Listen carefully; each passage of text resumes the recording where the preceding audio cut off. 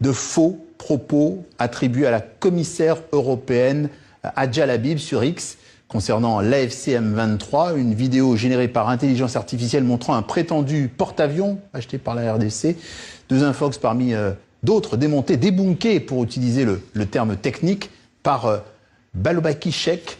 Face à la désinformation, Balobaki mène un travail minutieux, vérifié, démontré, expliqué. Et c'est ce que nous allons faire ce soir dans le choix de la rédaction. Bonsoir Ange Kassango. Bonsoir. Vous êtes journaliste, fondatrice de ce site de vérification. D'abord un petit coup d'œil sur votre site, cette page avec des propos flatteurs prêtés à la Commission européenne, la commissaire européenne Hadja Labib à propos de la bonne gouvernance à Goma. Le tweet est faux et vous allez nous expliquer pourquoi. Mais d'abord, qu'est-ce qui vous a immédiatement alerté sur ce tweet ?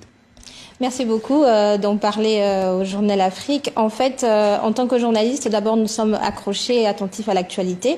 C'est vrai que l'annonce de sa visite à Goma était prévue dans le cadre de sa mission humanitaire dans le Grand Lac. Cependant, pendant que la publication a été diffusée et largement relayée sur les réseaux sociaux, elle n'y était même pas encore. Donc, il y avait déjà la connaissance de l'actu. Premièrement, et deuxièmement, il y a le style aussi. On est en période de conflit, c'est le moment où les acteurs politiques et surtout les partenaires internationaux seront un peu avares aux compliments, surtout quand il s'agit d'une zone qui est entre les mains de la rébellion. Donc c'est un peu les deux éléments clés qui nous ont permis de douter de l'information et ensuite on a fait le travail de journaliste. Parce qu'effectivement au départ ce n'est pas très crédible. Concrètement, que pouvez-vous nous dire de cette méthode Balobaki Chek? Alors la méthode, c'est la vérification de faits, le fact-checking. C'est partir des affirmations qui sont publiées sur les réseaux sociaux ou dans l'espace public numérique ou même à travers les radios et ensuite éclairer l'opinion avec des preuves, avec des faits, pas du tout avec des commentaires. Donc c'est un peu un retour au style d'agence de presse, mais en y apportant des preuves à chaque fois. Donc recouper effectivement toutes les informations pour vraiment les mettre en évidence. Derrière ces intox liés à la FCM23, aux tensions régionales, est-ce que vous repérez des stratégies de manipulation plus larges ?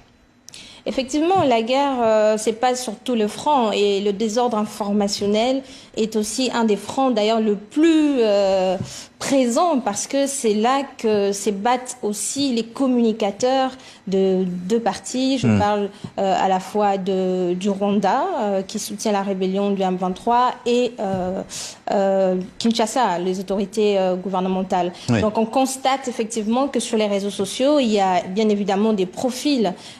Si l'on analyse les contenus, on analyse le comportement numérique de ces profils-là, c'est facile de détecter que ce profil se cache derrière tel parti. C'est le cas de l'utilisateur réseaux sociaux qui avait partagé cette publication sur la commissaire européenne. C'est donc une piste, effectivement. C'était une piste, parce que c'est vrai que c'était pas un nom qu'on peut facilement identifier. On parle des comptes anonymes, mais en identifiant ou en analysant les différentes publications, même les 48 dernières heures, on pouvait facilement constater qu'il était, qu'il portait le narratif de... On va accélérer quand même parce qu'il y a aussi des grosses difficultés maintenant qui sont liées à l'intelligence artificielle. Sauf que voilà, rien n'est vrai. Une image d'intelligence artificielle et puis une image qui ne correspond à rien d'autre que ça. Effectivement, on voit que la deuxième image ne correspond même pas à la RDC. Et en fait, ce qui est dangereux aujourd'hui avec l'intelligence artificielle, c'est que la population et la communauté n'est pas encore suffisamment préparée. On est face... bah oui, ils sont pas outillés, ils sont pas sensibilisés. On est face à une population qui doit déjà apprendre à pouvoir comprendre la fabrique de l'information. Et on est dans un pays où il y a 4 langues nationales, mais plus de 200 dialectes. Et donc l'information, plus elle tourne, plus elle devient difficile en fait à retrouver son authenticité.